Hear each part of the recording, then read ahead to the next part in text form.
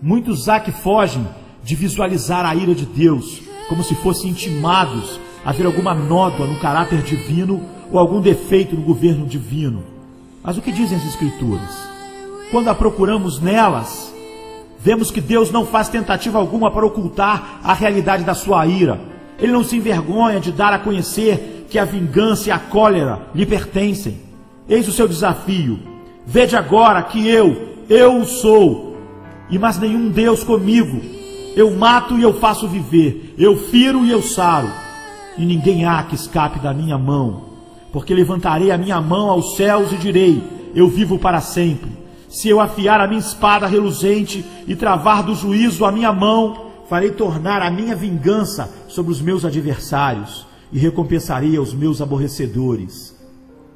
Um estudo na concordância mostrará que há mais referência nas Escrituras à indignação, à cólera e à ira de Deus do que ao seu amor e ternura.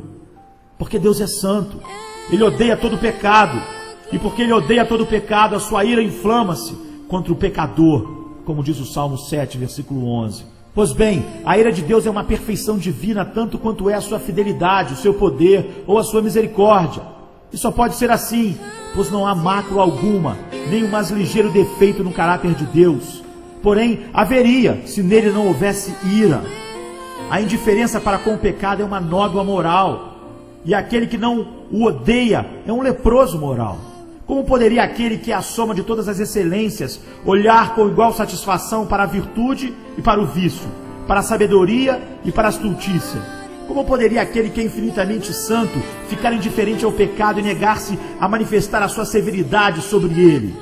Como poderia aquele que só tem prazer no que é puro e nobre deixar de detestar e de odiar o que é impuro e vil?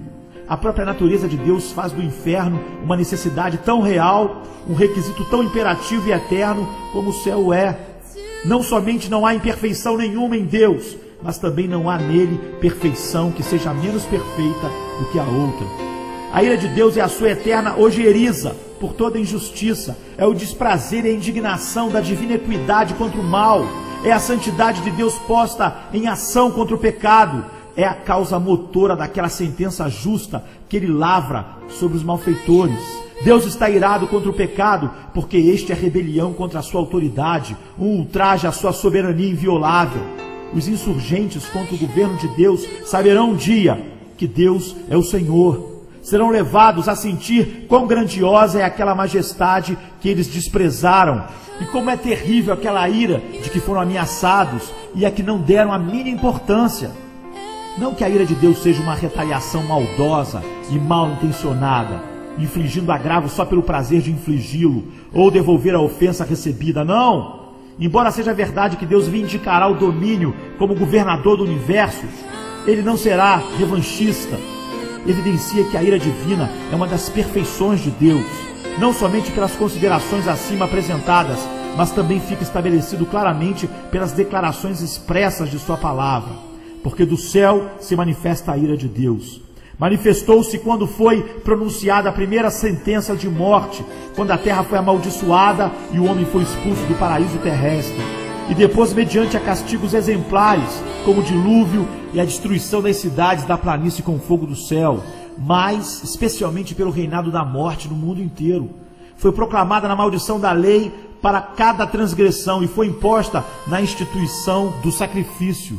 No capítulo 8 de Romanos, o apóstolo Paulo chama a atenção dos crentes para o fato de que a criação inteira ficou sujeita à vaidade e geme e tem dores de parto. A mesma criação que declara que existe um Deus e publica sua glória também proclama que ele é inimigo do pecado e o vingador dos crimes dos homens. Acima de tudo, porém, do céu se manifestou a ira de Deus quando o Filho de Deus veio a este mundo para revelar o caráter divino. E quando essa ira foi demonstrada nos seus sofrimentos e morte de maneira mais terrível do que por todas as provas que Deus antes dera da sua aversão pelo pecado. Além disso, o castigo futuro e eterno dos ímpios agora é declarado em termos mais solenes e explícitos do que antes. Sob a nova dispensação, há duas revelações dadas do céu, uma de ira e outra de graça. Mas que a ira de Deus é uma perfeição divina está demonstrado claramente pelo que lemos no Salmo 95:11. Por isso jurei na minha ira que não entrarão no meu repouso. Duas são as ocasiões em que Deus jura: quando faz uma promessa e quando faz ameaças. Na primeira, jura com misericórdia dos seus filhos. Na segunda, jura para aterrorizar os ímpios. Um juramento é feito para confirmação. Em Gênesis 22:16 disse Deus: por mim mesmo jurei. No Salmo 89:35 ele declara: uma vez jurei por minha santidade. Enquanto que no Salmo 95:11 ele afirma: jurei na minha ira. Assim é que o grande Jeová pessoalmente recorre à sua ira com uma perfeição igual à sua santidade. Tanto jura por uma como pela outra. Ainda como em Cristo habita corporalmente toda a plenitude da divindade, como diz Colossenses 2:9, e como todas as perfeições divinas são notavelmente manifestadas por Ele. Por isso nós lemos sobre a ira do Cordeiro. A ira de Deus é uma perfeição do caráter divino sobre o qual precisamos meditar com mais frequência. Primeiro, para que os nossos corações fiquem devidamente impressionados com a ojeriza de Deus pelo pecado. Estamos sempre inclinados a uma consideração superficial do pecado, a encobrir a sua fieldade, a desculpá-lo com escusas várias. Mas quanto mais estudarmos e ponderarmos a aversão de Deus pelo pecado e a maneira terrível como ele se vinga dele, mais probabilidade teremos de compreender quão horrível é o pecado. Segundo, para produzir em nossas almas um verdadeiro temor de Deus, retenhamos a graça pela qual sirvamos a Deus agradavelmente com reverência e piedade e santo temor, porque o nosso Deus é um fogo consumidor. Não podemos servi-lo agradavelmente sem a devida reverência ante a sua tremenda majestade e sem o devido santo temor de sua justa ira.